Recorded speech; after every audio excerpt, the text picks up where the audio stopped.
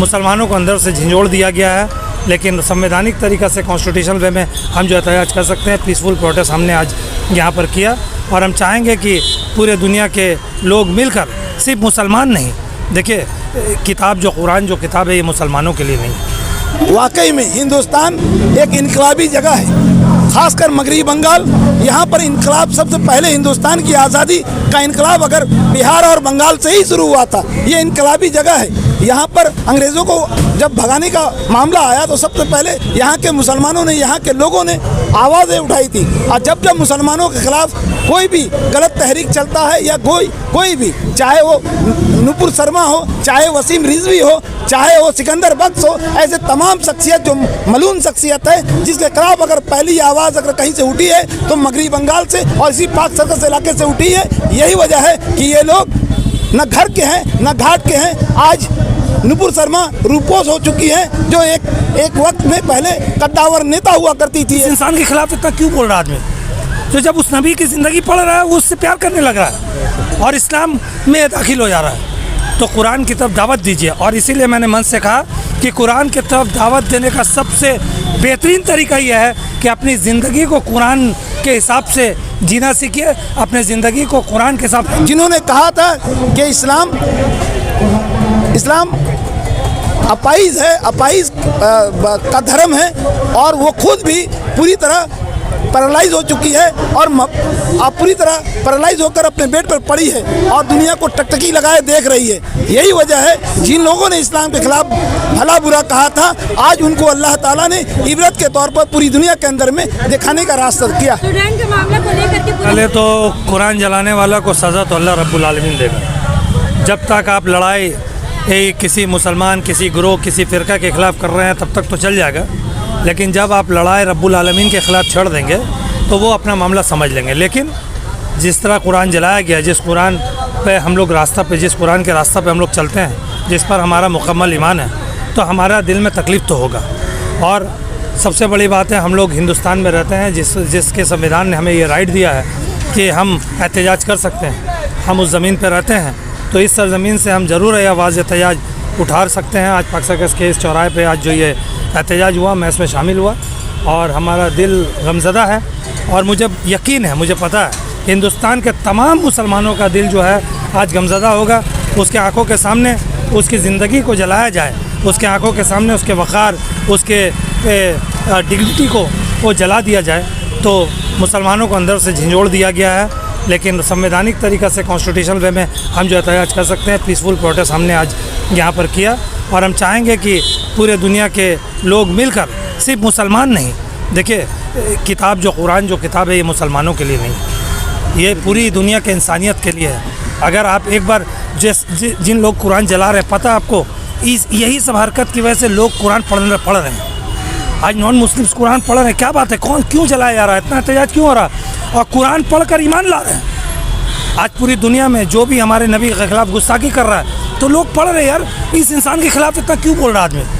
तो जब उस नबी की ज़िंदगी पढ़ रहा है वो उससे प्यार करने लग रहा है और इस्लाम में दाखिल हो जा रहा है, तो कुरान की तरफ दावत दीजिए। और इसीलिए मैंने मन से कहा कि कुरान की तरफ दावत देने का सबसे बेहतरीन तरीका यह है कि अपनी ज़िंदगी को कुरान के हिसाब से जीना सीखिए, अपने ज़िंदगी को कुरान के हिसाब से। हूँ यहाँ पर कुरान के ख़िलाफ़ जो एक मुहिम चला हुआ पूरे दुनिया में, ये स्वीडन में एक मामला है, लेकिन आपको पता है पूरी दुनिया में एक साजिश चल रही है।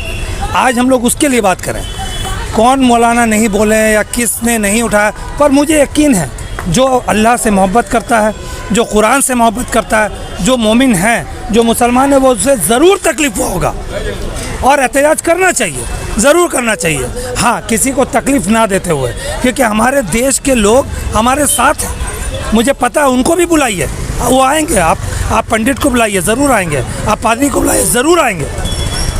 उनको भी बुलाइए, उनको भी शामिल कीजिए। हमारा मेट्रोपॉलिटन देश है, इसलिए सेकुलर देश है, तो ये एहतजाज हम लोग मिलकर करेंगे, करना चाहिए। पीछे हटने का कुछ नहीं के दौरान कि पर्टिकुलर जिस इंसान ने ये किया है और जो इस्लाम के ख़िलाफ़ साजिश कर रहा है, हमें उनके ख़िलाफ़ मजबूती से खड़ा होना चाहिए।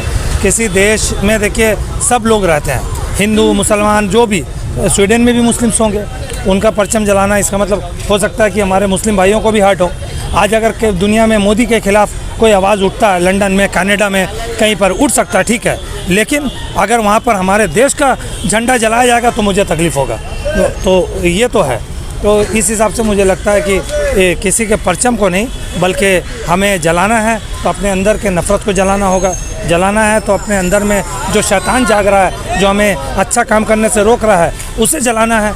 अपने अंदर के, अपने घर के परिवार में जो गंदगी फैल रही है, गिबत कर रहे हैं, झूठ बोल रहे हैं, हमें उसे जलाना है। हमें उसे पूरे हिंदुस्तान में ही नहीं बल्कि पूरी दुनिया के अंदर में जिस तरह इस्लाम तेज़ी से फैल रहा है। कुछ दिन पहले ही अमेरिका में एक पादरी कुरान के ऊपर रिसर्च कर रहा था, इस्लाम के ऊपर रिसर्च कर रहा था, कुरान के अंदर में खामियां ढूंढ रहा था, लेकिन खामियां ढूंढते ढूंढते वो दाई हो गया इस्लाम का। कुरान को समझने लगा और उसके बाद उन्होंने इस्लाम कबूल किया। ये पूरी दुनिया देख रहा है। एक पादरी जो इस्लाम के अंदर में खामियां ढूंढ रहा था, कुरान के अंदर खामियां ढूंढ रहा था, और उसके मिलियंस ऑफ मिलियंस उसके फॉलोअर हैं, उनके मानने वाले ईसाई धर्म से आते हैं। तो ऐसे लोग इस्लाम कबूल कर रहे हैं पूरी तेज़ी के साथ। सबसे बढ़ता हुआ मज़हब, सबसे फैलता हुआ मज़हब अगर पूरी दुनिया में कोई है तो इस्लाम धर्म है।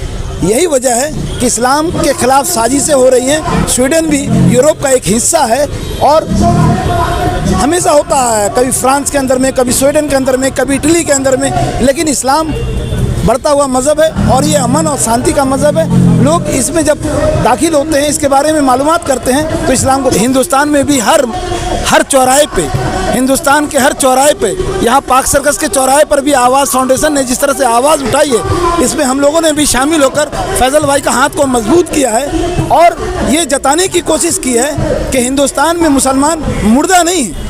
हिंदुस्तान में मुसलमानों ने जब इस्लाम और कुरान पर हमला हुआ है, हम लोगों ने आवाज़ उठाई है। इससे पहले भी सलमान रुश्दी के ख़िलाफ़ इसी पाक सर्कस के लोगों ने, इसी पाक सर्कस मुसलमानों ने बहुत ज़ोरदार तहरीक चलाई थी। जिस तस्लीमा नसरीन ने इसी पाक सर्कस इलाके में आकर कुरान और इस्लाम के बारे में भला बुरा कहा था, जिन्होंने कहा था कि इस्लाम अपाइज़ है, अपाइज़ का धर्म है, और वो खुद भी पूरी तरह पैरालाइज हो चुकी है और आप पूरी तरह पैरालाइज होकर अपने बेड पर पड़ी है और दुनिया को टकटकी लगाए देख रही है।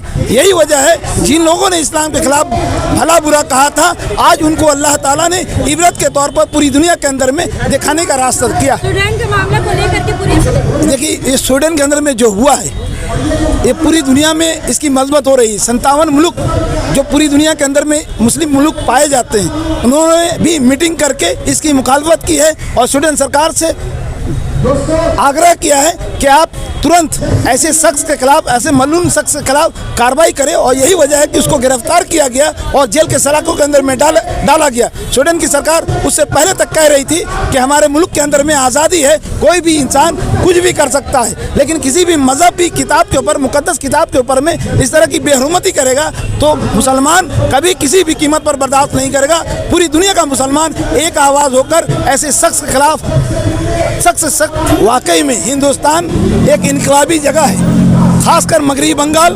यहाँ पर इनकलाब सबसे पहले हिंदुस्तान की आज़ादी का इनकलाब अगर बिहार और बंगाल से ही शुरू हुआ था। ये इनकलाबी जगह है। यहाँ पर अंग्रेज़ों को जब भगाने का मामला आया तो सबसे पहले यहाँ के मुसलमानों ने, यहाँ के लोगों ने आवाज़ें उठाई थी। और जब मुसलमानों के खिलाफ कोई भी गलत तहरीक चलता है या कोई भी, चाहे वो नुपुर शर्मा हो, चाहे वसीम रिजवी हो, चाहे वो सिकंदर बख्श हो, ऐसे तमाम शख्सियत जो मलून शख्सियत है, जिसके खिलाफ अगर पहली आवाज़ अगर कहीं से उठी है तो मगरबी बंगाल से और इसी पाक सर्कस इलाके से उठी है। यही वजह है कि ये लोग न घर के हैं न घाट के हैं। आज नुपुर शर्मा रूपोस हो चुकी है, जो एक वक्त में पहले कद्दावर नेता हुआ करती थी एक पार्टी, कभी सो नहीं रही है। कौम हमेशा इनकलाबी कौम है, इसको आवाज़ देने की ज़रूरत है। हम लोग हो सकता है कि उनके कानों तक अपनी आवाज़ को पहुंचा नहीं पाए, वहाँ तक हमारी आवाज़ नहीं गई है। इसको बड़े पैमाने पर करके यहाँ पर अगर चाहें तो हम लोग यहाँ पूरे पाक सर्कस को पूरी तरह से मफलूस कर देंगे, बंद कर देंगे और ये आवाज़ पूरे हिंदुस्तान में फैल जाएगी। बहुत बहुत शुक्रिया।